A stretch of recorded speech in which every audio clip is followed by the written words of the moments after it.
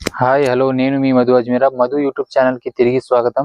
So ఈరోజు విషయం వచ్చేసి ఆసిఫాబాద్ కొమరంభీం ఆసిఫాబాద్ జిల్లాలో చాలా నుంచి చాలా వరకు గిరిజన ప్రాంతాలు ఏదైతే ఉన్నాయో సో వాటన్నింటిని తిరిగి సో గిరిజనుల జీవన స్థితిగతులు, సో వాళ్ళు ఏ పంటలను పండించుకుంటారు, సో వాళ్ళకు జ్వరాలు కానీ, సో వాళ్ళు అనారోగ్యానికి గురైతే వాటిని ఏ విధంగా వాళ్ళ ఆకుపసరుతో ఏ విధంగా నయం చేసుకోగలుగుతున్నారు, సో వాళ్ళ జీవనం ఏంది, సో వాళ్ళ ఊర్లలో కానీ వాళ్ళ గూడాలలో కానీ విద్య అందుతున్నాయా, వాటిపై వారికి అవగాహన ఉందా?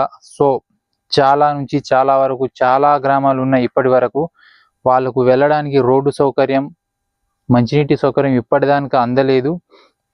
సో ఈ అన్ని సమస్యల మీద ఏదైతే ఎన్ని గిరిజన ప్రాంతాలు ఉన్నాయో వాటన్నింటిని తిరిగి వాళ్ళ సమస్యలను మీ ప్రపంచానికి చూపెట్టి సో వాళ్ళని వెంట పెట్టుకొని సో జిల్లా కలెక్టర్లు కావచ్చు, సో నాటి ఆ కాలంలో గిరిజనులకు మోసం జరుగుతుంది, గిరిజనుల ప్రత్యేక అభివృద్ధి కోసం ప్రత్యేక సంస్థని ఏర్పాటు చేయాలన్న ఆలోచనతో ట్రై చేసిన మన మాజీ మంత్రివర్యులు కోట్నాక భీమరావు గారి కృషితో ఏర్పడినటువంటి ఐటీడీఏ ప్రాజెక్టులు కానివ్వండి, ఆ పిఓసాలను కూడా వాళ్ళ సమస్యలు తెలియజేసి వాళ్ళ సమస్య పరిష్కారానికి కృషి చేసే విధంగా కూడా మధు యూట్యూబ్ ఛానల్ ముందుకు వెళ్తుంది.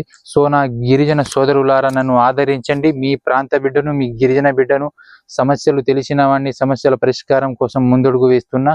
నా ఛానల్ని సబ్స్క్రైబ్ చేసి మరింత ముందుకు సాగపంపండి. నమస్కారం.